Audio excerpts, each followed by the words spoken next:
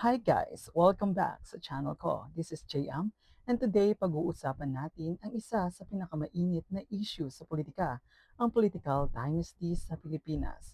Bakit nga ba hanggang ngayon ay wala pa ring anti-political dynasty law kahit nakasulat na ito sa ating konstitusyon? Tara, simulan na natin. So ano nga ba ang tinatawag na political dynasty? Simple lang, ito yung sitwasyon na magkakamag-anak ang sabay-sabay o sunod-sunod na nanungkulan sa gobyerno. Halimbawa, mayor ang tatay, tapos yung anak ay congressman, at si nanay ay isang gobernador. Sila-sila lang ang nagpapaikot sa posisyon sa politika. Pero teka, may nakasulat naman sa saligang batas, di ba?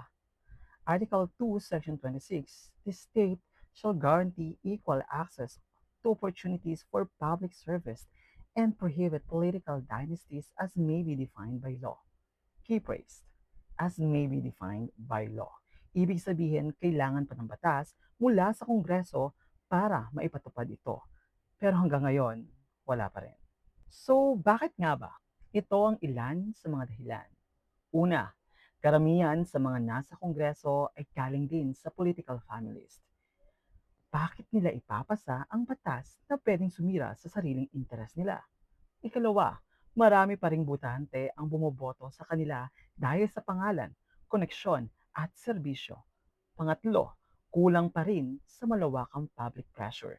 At pang-apat, mahirap i-define kung sino talaga ang dapat masakop ng batas. Immediate family lang ba o extended? Local lang ba o national din? Let's say may political will na ipasa ito. Ito ang proseso. Una, magpa-file ng bill sa Kongreso o Senado. Ikalawa, dadaan sa committee hearing. Ikatlo, ididebate at aamendahan. Ikaapat, bobotohan sa 3 readings. Ikalima, kung may version ang Senate at House, ire-reconcile sa bicameral committee. Ika-6, pipirmahan ng presidente. At ikapito, pag na-approve, saka pa lamang may implement ng COMELEC. Sounds simple, pero in reality, sobrang hirap kung walang political will. Now, here's the golden question. Pwede bang utusan ng Korte Suprema ang Kongreso na ipasa ang batas? Ang sagot, medyo komplikado. Technically, pwedeng mag-file ng petition for mandamus para sabihing may constitutional duty sila. Pero ayon sa doctrine ng separations of powers, hindi pwedeng diktahan ng judiciary ang legislative branch pagdating sa paggawa ng batas. Iba kasi ang ministerial duty sa political duty.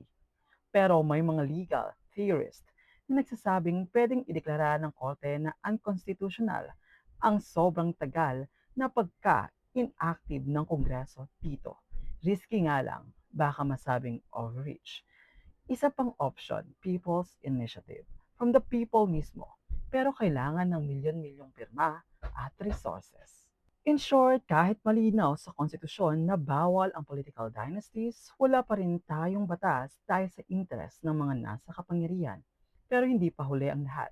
Kung gusto nating mabago ang sistema, kailangan nating maging mapanuri sa pagboto, maging involved sa public discourse, at mag-demand ng accountability. Let's use our voice sa social media, sa community, at higit sa lahat sa eleksyon. Maraming salamat po. And don't forget to like, share, and subscribe kung gusto nyo ng mga ganitong kaalaman tungkol sa batas at politika. This is JM para sa mas malinaw na kaalaman tungkol sa batas.